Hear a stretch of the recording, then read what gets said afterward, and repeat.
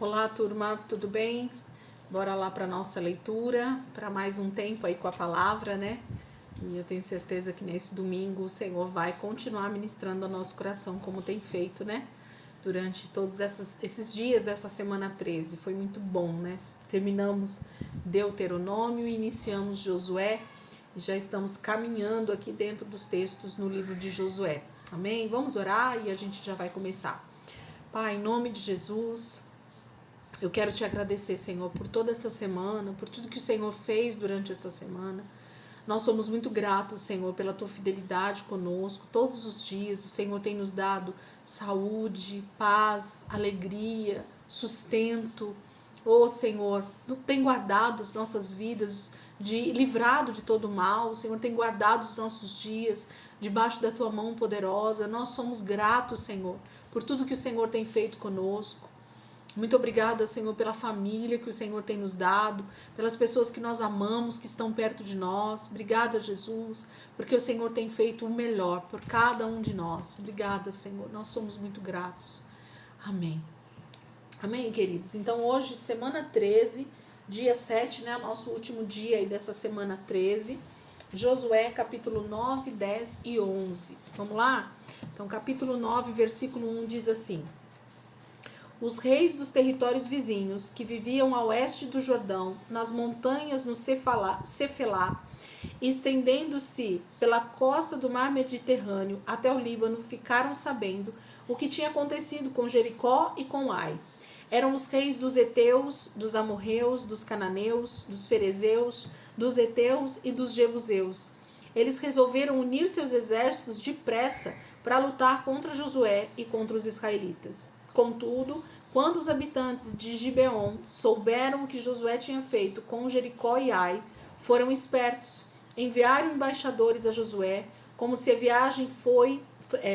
viagem feita fosse muito longa, trazendo jumentos com os lombos carregados de sacos gastos e vasilhas de couro para o vinho, velhas e remendadas. Os homens calçavam sandálias gastas e remendadas e usavam roupas velhas. O pão que levavam estava duro e bolorento.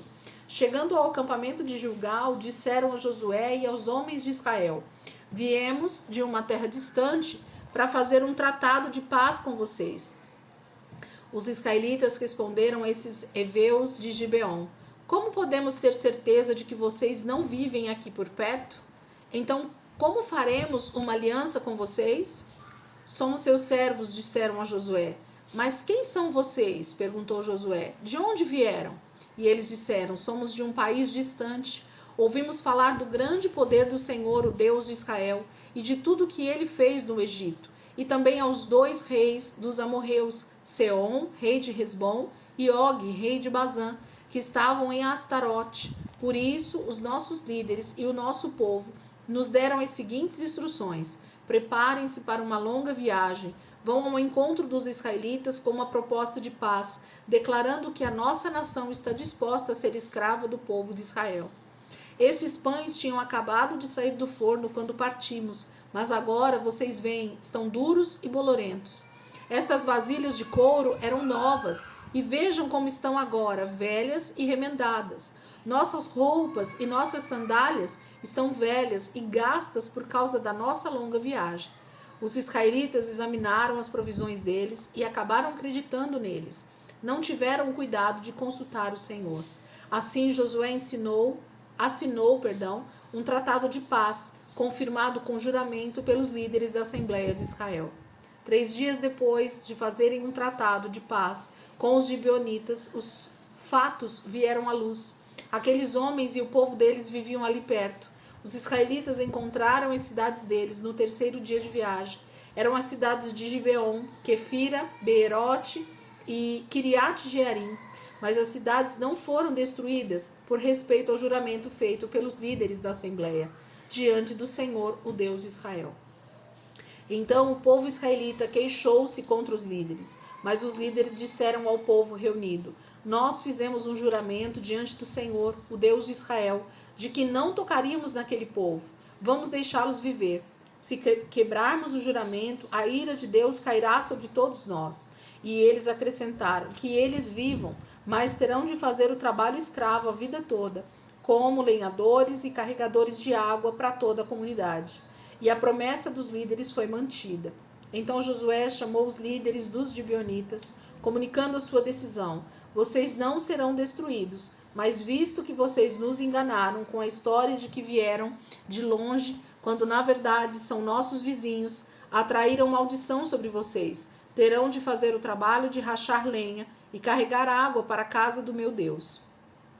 E eles responderam a Josué: foi anunciado aos seus servos que o Senhor deu ordens a Moisés, o seu servo, para que tomasse posse de todo esse território e que acabasse com todos os moradores daqui. Por isso tememos pelas nossas vidas e agimos assim. Mas agora estamos nas mãos de vocês. Façam aquilo que parece bom e justo a vocês. Assim Josué não permitiu que os israelitas destruíssem aquela gente. Mas desde aquele dia os gibeonitas passaram a fazer trabalhos de lenhadores e carregadores de água, prestando serviço ao povo de Israel e ao altar do Senhor, onde quer que o Senhor escolhesse para ser construído até o dia de hoje. Então, no capítulo 9, a gente tem o episódio sobre os gibeonitas, né, que acharam que eles podiam enganar Josué e o povo de Israel, se dizendo vir de uma terra distante, e eles mesmos se declararam escravos, né, disseram que iam servir ao povo de Israel. E assim que a mentira foi então descoberta, eles realmente sofreram essa punição, teriam que ser escravos de Josué, do povo de Israel, durante toda a sua vida, rachando lenha e carregando água. Inclusive, a gente percebe aqui a respeito do templo, né? Eles seriam os carregadores de água e de lenha para os levitas também, para o templo do Senhor. Nós vamos ver esse desenvolvimento dessa história mais lá na frente sobre os gibeonitas. Capítulo 10.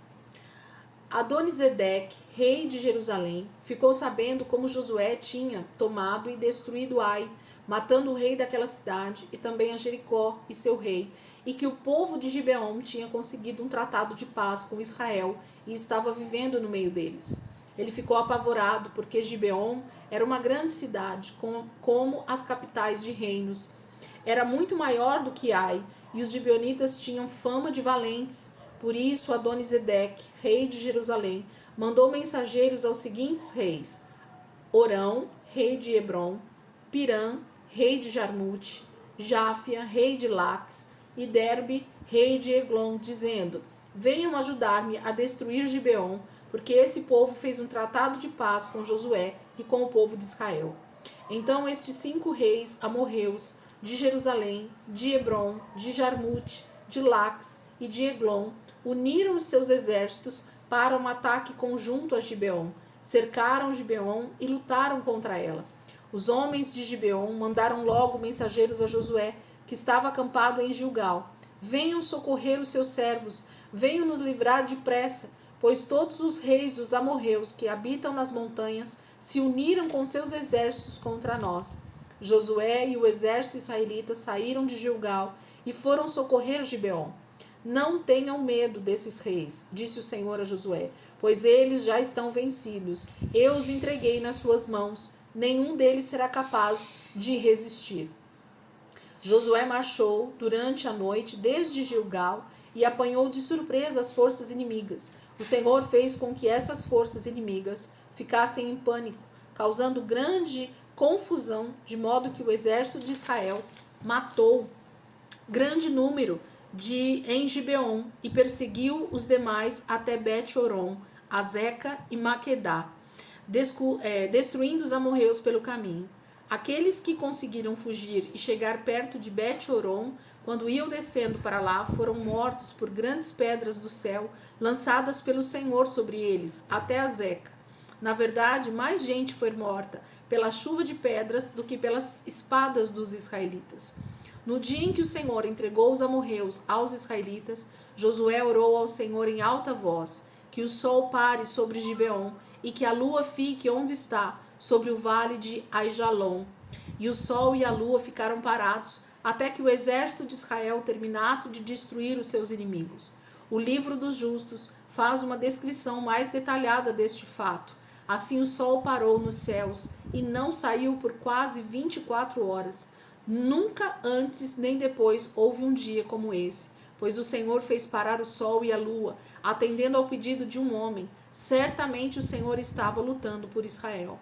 Depois, Josué e o exército de Israel voltaram para o acampamento de Gilgal. Durante a batalha, os 5 reis fugiram e se esconderam numa caverna em Maquedá. Quando chegou a Josué a notícia de que os reis tinham sido achados, ele mandou que rolasse em grande pedra a boca da caverna e que alguns ficassem de guarda ali. Mas Josué ordenou aos demais soldados: persigam os inimigos e eliminem os que forem ficando para trás. Não deixem que voltem às suas cidades. Vocês podem confiar no Senhor, o seu Deus, para a vitória total. Assim Josué e os israelitas continuaram a batalha e acabaram com os 5 exércitos, com exceção de alguns sobreviventes, que se refugiaram nas cidades fortificadas. Então os israelitas voltaram em paz a Josué, no acampamento em Maquedá. Voltaram sem sofrer a baixa de um único soldado, e ninguém mais ousou falar em enfrentar o povo de Israel. Depois Josué disse: abram a boca da caverna e tragam os 5 reis para mim. Eles obedeceram e trouxeram os reis de Jerusalém, de Hebrom, de Jarmute, de Laques e de Eglon. Feito isso, e reunidos os soldados de Israel, Josué mandou os seus comandantes do exército colocassem os pés sobre o pescoço dos reis prisioneiros, e eles obedeceram. E disse Josué: não tenham medo, não tenham mais medo, nem fiquem mais desanimados, sejam fortes e corajosos. É isso que o Senhor fará com todos os inimigos de Israel. Depois Josué matou os 5 reis, pendurando seus corpos em 5 árvores, onde ficaram pendurados até a tarde. Ao pôr do sol, Josué ordenou que os corpos fossem tirados das árvores e lançados na caverna onde haviam sido escondidos. Colocaram um montão de pedras à entrada da caverna, que está lá até o dia de hoje. Naquele dia, Josué destruiu a cidade de Maquedá, matando o rei e todos os habitantes. Não foi deixado ninguém com vida na cidade, e fez com que o rei de Maquedá a mesma coisa que tinha feito com o rei de Jericó. Então Josué e todos os israelitas foram de Maquedá para Libna e a atacaram. O Senhor entregou na mão de Israel a cidade e o rei, e mataram com a espada todos os moradores da cidade. Não sobrou nenhum sobrevivente. E fizeram com o rei a mesma coisa que haviam feito com o rei de Jericó. Depois Josué e todo Israel foram de Libna a Laques, cercaram a cidade e atacaram. O Senhor entregou a cidade às forças de Israel, e Josué tomou no dia seguinte. Também aí toda a população foi morta à espada, como em Libna. Durante o ataque de Laques, Orão, rei de Gesar, levou para lá tropas para ajudar e defender a cidade, mas Josué o derrotou, a ele e ao seu exército, sem deixar sobreviventes. Depois Josué e todos os israelitas avançaram de Laques para Eglon, sitiaram a cidade e a atacaram. E no mesmo dia feriram a espada e eliminaram toda a população, como tinham feito com Laques. A seguir Josué e todo Israel foram de Eglon para Hebrom e a atacaram. Tomaram Hebrom, o rei e todos os seus povoados, e mataram todos os habitantes, sem deixar sobreviventes. Destruíram completamente a cidade e todos os seus habitantes, como tinham feito com Eglon. Depois Josué e todos os israelitas marcharam de volta em direção a Débir e atacaram. Tomaram a cidade, o seu rei, e todas as povoações da vizinhança foram mortas. Exterminaram todos, sem deixar sobreviventes. Fizeram com Débir e com o rei o que tinham feito com Hebrom, com Libna e com os reis dessas cidades. Assim Josué e o exército israelita conquistaram a região toda, as nações e os reis da região montanhosa, o deserto de Negueb, as terras baixas e as encostas das nascentes das águas. Eles destruíram todos os seus reis, sem deixar sobrevivente algum. Exterminaram tudo o que respirava, conforme o Senhor, o Deus de Israel, havia ordenado. Josué derrotou-os desde Cades-Barneia até Gaza e conquistou todo o território de Gósen até Gibeon. Josué conseguiu conquistar esses reis e as terras de uma só vez, porque o Senhor, o Deus de Israel, lutou por Israel. Então Josué voltou com todo o Israel para o acampamento em Gilgal. Capítulo 10 fala de uma campanha de um exército com Josué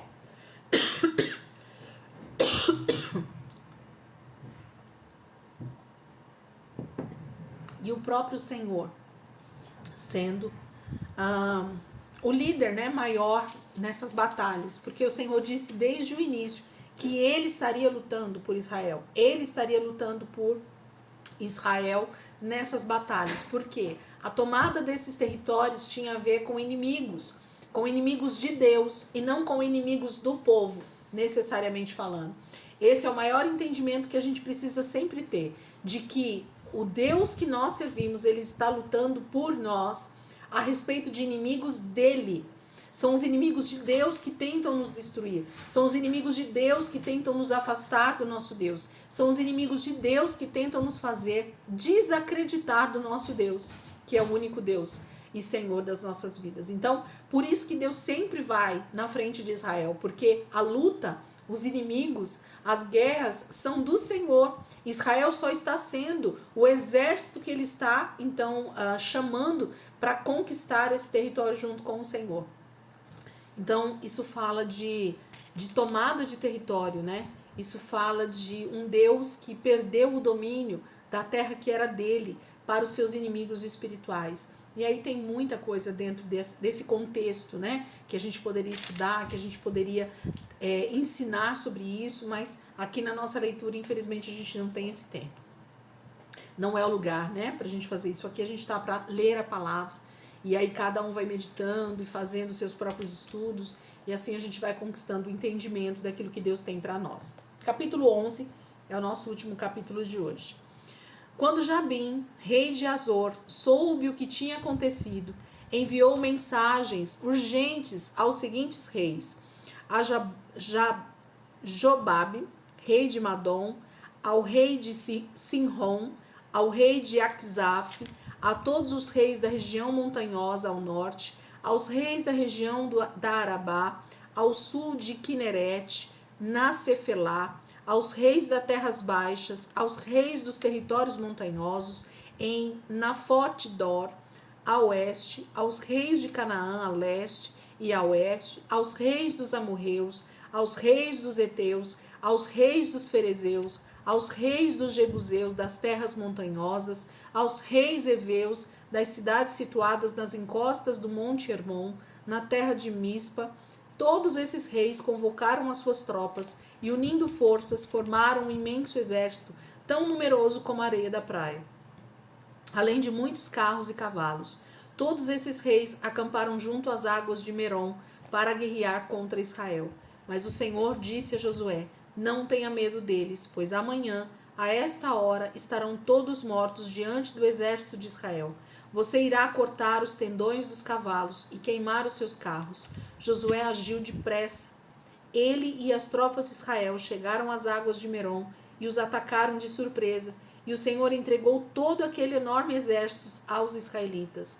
Eles perseguiram os inimigos até a grande Sidom, até Misrefote-Maim e até o vale de Mispa, a leste. As tropas inimigas foram completamente destruídas. Então Josué e os soldados israelitas obedeceram às ordens do Senhor, cortando os tendões dos seus cavalos e queimando todos os carros de guerra. No caminho de volta, Josué conquistou Azor e matou o rei da cidade à espada. Azor tinha sido a capital daqueles reinos. Todas as pessoas daquela cidade foram mortas e a cidade foi incendiada. Depois Josué atacou e destruiu todas as cidades e matou os seus reis à espada, como Moisés, servo do Senhor, havia ordenado. Todavia, Israel não incendiou nenhuma das cidades edificadas nas colinas. Josué só incendiou Azor. Os israelitas ficaram com todos os bens, incluindo o gado daquelas cidades, mas os habitantes foram todos mortos. Não sobreviveu ninguém. Tudo o que o Senhor havia ordenado a Moisés, seu servo, Moisés comunicou a Josué. Josué obedeceu e se empenhou em ser fiel, cumpridor de todas as ordens dadas pelo Senhor a Moisés. Assim, Josué conquistou toda aquela terra, a região montanhosa, o deserto de Neguebe, a terra de Gósen, as terras baixas, a região da Arabá e a zona montanhosa e as planícies de Israel. O território israelita estendia-se agora desde o monte Alaque, perto de Seir, até Baal-Gade, no vale do Líbano, ao pé do monte Hermon. Josué matou todos os reis daqueles territórios. Josué guerreou por muito tempo contra todos esses reis. Não foi feito tratado de paz com nenhuma das cidades, com exceção de Gibeon, dos heveus. Todas as outras cidades foram tomadas na guerra, pois o Senhor tinha feito com que os reis inimigos quisessem combater os israelitas, endurecendo seus corações em vez de propor a paz. Assim eles foram destruídos completamente, sem misericórdia, como o Senhor havia ordenado a Moisés. Durante esse período, Josué acabou com os gigantes, chamados Enaquins, habitantes da região montanhosa de Hebron, de Débir, de Anabe, de todos os montes de Judá e de Israel. Ele destruiu todos esses gigantes e todas as suas cidades. Nenhum Enaquim sobreviveu em todo o território de Israel, embora alguns deles tenham ficado em Gaza, em Gate e em Asdod. Assim Josué tomou todo o território, obedecendo às ordens que o Senhor tinha dado a Moisés, e repartiu as terras conquistadas entre as tribos do povo de Israel como herança, e por fim a terra descansou da guerra. Capítulo 11, então, fala de mais alguns territórios que Josué foi conquistando, os reinos que ele foi conquistando através da guerra, os reis que ele foi destruindo, o território que foi sendo então tomado através da guerra, através da luta, através das estratégias que o Senhor deu. Lembra que eu falei no início de Josué que para cada território, para cada tipo de situação, o Senhor daria estratégias específicas para Israel. E isso aqui é um sinal para nós de que cada situação, cada guerra travada nessa terra contra os nossos inimigos vai exigir o nosso ouvido atento ao Senhor para ouvir a estratégia específica para aquele inimigo.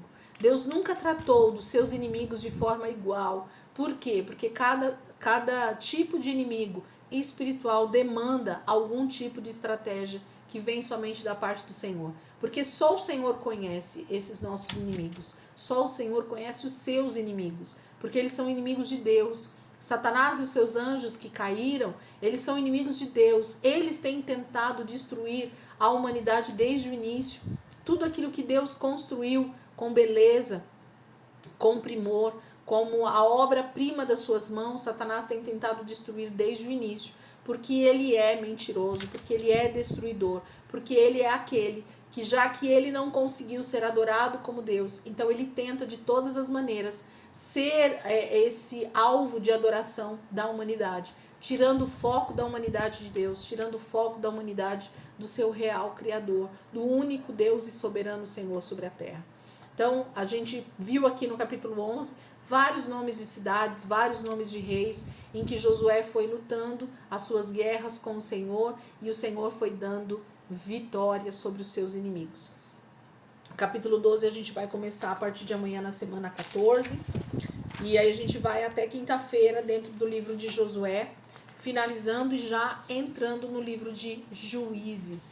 Gente, eu amo o livro de Josué, pela parte, eu não tenho nenhum livro que eu não gosto, tá? Mas pela parte justamente do Senhor mostrar como ele, o Senhor, é quem foi dando vitória ao seu povo, como era o Senhor quem ia nessas batalhas. Não tinha a ver com Josué, não tinha a ver com o grande exército de Israel, não tinha a ver com o braço forte deles, com o quanto eles sabiam guerrear. Não, tinha a ver com a estratégia que Deus dava e com o próprio Senhor indo na frente desse exército e guerreando essas guerras por eles. É maravilhoso ver que o Senhor em momento algum desampara o seu povo quando eles estão seguindo uma palavra que ele mesmo deu.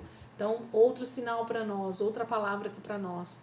Sempre que o Senhor te der uma palavra, sempre que o Senhor direcionar a sua vida para algo, pode ir com toda a confiança desse mundo, porque é o próprio Senhor que se responsabiliza. Porém, o contrário também é verdadeiro. Se o Senhor não disser para você fazer algo, não faça, porque aquilo Deus não vai se responsabilizar. E a probabilidade dos nossos inimigos vencerem as guerras que Deus não está lutando é enorme. Então nós podemos realmente ser frustrados em algumas guerras por não termos buscado a direção do Senhor, por não sabermos como agir nessa situação. E aí a culpa não é do Senhor, a culpa é nossa, que não buscamos a direção do Senhor naquela situação. Amém, queridos? Deus abençoe, ótimo domingo para vocês aí, um ótimo final de semana em família, né? Eu creio que o Senhor tem esse propósito para nós, sempre no final de semana, no sábado, no domingo, para que a gente descanse, para que a gente tenha um tempo em família, para que a gente tenha comunhão e para principalmente a gente estar com Ele, né, adorando ao Senhor. Então, Deus abençoe, ótimo domingo e amanhã, se Deus quiser, a gente começa aí semana 14, em nome de Jesus. Deus abençoe.